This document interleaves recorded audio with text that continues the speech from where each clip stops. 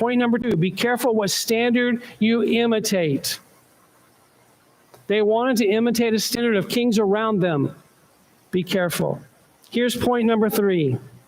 By the way, in our modern time, we say we want a king and we want to like all the other nation. Be careful what you ask for. Be careful what standard you imitate. Number 3, be careful what advice you listen to. Be careful what advice you listen to. In chapter 8, verse 4, so all the elders of Israel gathered together and came to Samuel at Ramah. They said to him, all the elders, supposed to be the smart guys of the bunch, the leaders of the bunch. And then in verse 19, it says the people refused to listen. When all this thing had taken place, when Samuel had said, be careful, here's what the king's going to do, the people refused to listen to him. Be careful what advice you listen to. I get in trouble in churches when I say this, but churches end up governing themselves by mob rule sometimes. Most churches that are Baptist are congregational rule. It means that everybody gets a vote. Everybody gets a say-so. It's one of the most dangerous things we can do in spiritual life is to give a voice to everyone, including those who are disgruntled, including those who are angry, including those who have a bone to pick with the pastor of the church. Now, I don't know you. I'm not preaching about this church. Pastor Chip didn't say, now say this. I don't know you, okay? I know some of you, but I don't know your business.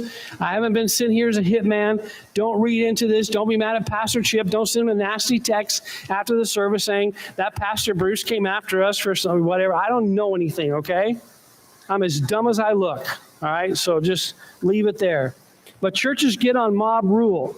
Israel got on a mob rule. The elders got together and said, no, we don't want this leadership. We're not listening.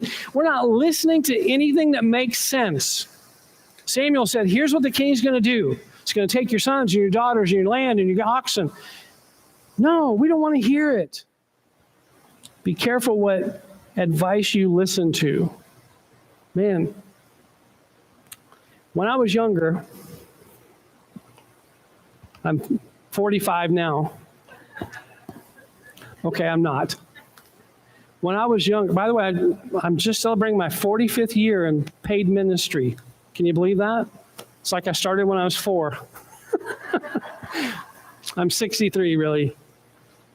Early in my ministerial career, I never met a controversy I didn't like. I never met a fight I didn't want to jump into. As I got older and the Lord began to speak to me clearly where I would listen, I realized that to join the mob and to join the group is often dangerous. Just Friday, 48 hours ago, I was telling a pastor, slow the controversy down. Take a deep breath. In less than 48 hours, you're going to be preaching in front of a couple hundred people. You cannot have this dominate you. It was a controversy that was brewing, and it brewed very quickly. And it was significant to the point where I spoke with some of the folks on their security team and said, I don't think you're in physical danger, but you just need to be aware. It was brewing fast. And I said to the pastor, just slow it down. Don't get involved in the mob mentality, the rush to make these decisions, the rush to make this into a bigger fight. Just slow it down. I can't tell you the number of times I've had to tell churches, slow it down. Walk through this with slow-pacedness. Israel was all hyped up. They wanted a new king. They wanted a different kind of ruler. They weren't going to listen to reason. So number 1, be careful what you ask for. Number 2, be careful what standard you imitate. Number 3, be careful what advice you listen to. By the way, you know this. Most people looking for advice from you don't want your advice. They want your consent, and they want your encouragement.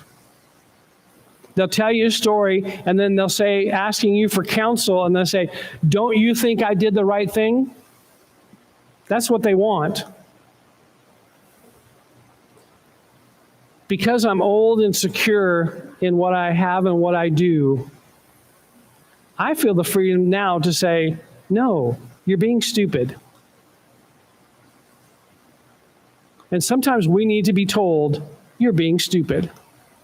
There have been occasions in the last 10, 15, 20 years that I wish somebody would have gotten in my face and said, stop being stupid.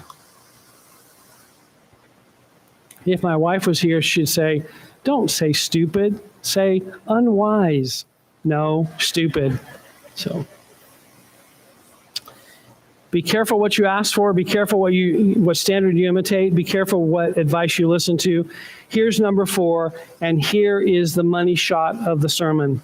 Number 4, be careful whom you're willing to sacrifice when you make these kind of choices. In verses 8 through 13, Samuel says to the people, here's what you're going to lose. You're going to lose your sons. You're going to lose your daughters.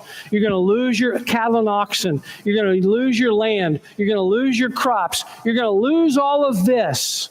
You're going to lose your freedom. You will be subject to him and you'll be a slave. That's what you're going to lose. Be careful whom you're willing to sacrifice. Some of you may be in the midst of a decision that's going to cost you something that you ultimately do not want to pay.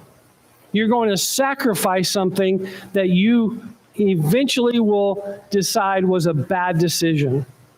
Because when you choose one thing over the other, you've got to sacrifice something. You understand what I'm talking about? You're looking at me as if I'm not sure if I'm connecting with this. But listen to me. When you choose one thing, you lose the opportunity to choose the other. If I was a financial planner, I'd call it a lost opportunity. Because if you choose to invest in this thing over here, you cannot invest in this over here. If you invest in this, you've lost your opportunity to invest in this over here. So make sure you're investing in the right thing financially. Now, that's an illustration, example to this.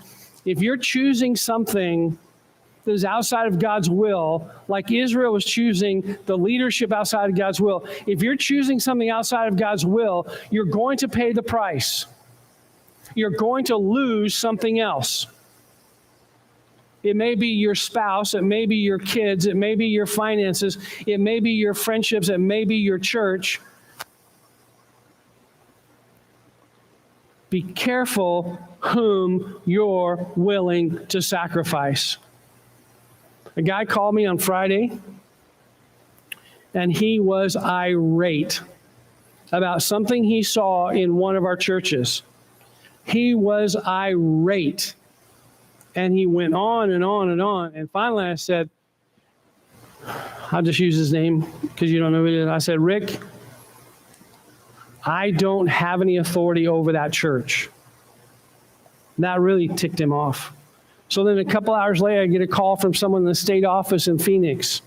And Rick had called someone in the state office in Phoenix and was irate with them. They said, look, we don't have any control over churches. That's not how Baptists work.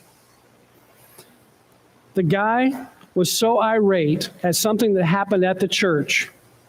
He was using racial slurs towards Mexicans. He was F-bombing in both, and he's an Anglo, he was F-bombing in both Spanish and English. He was threatening people. He was driving on the church property erratically, threatened to put up a sign across the street from the church with something that was not very kind in its wording.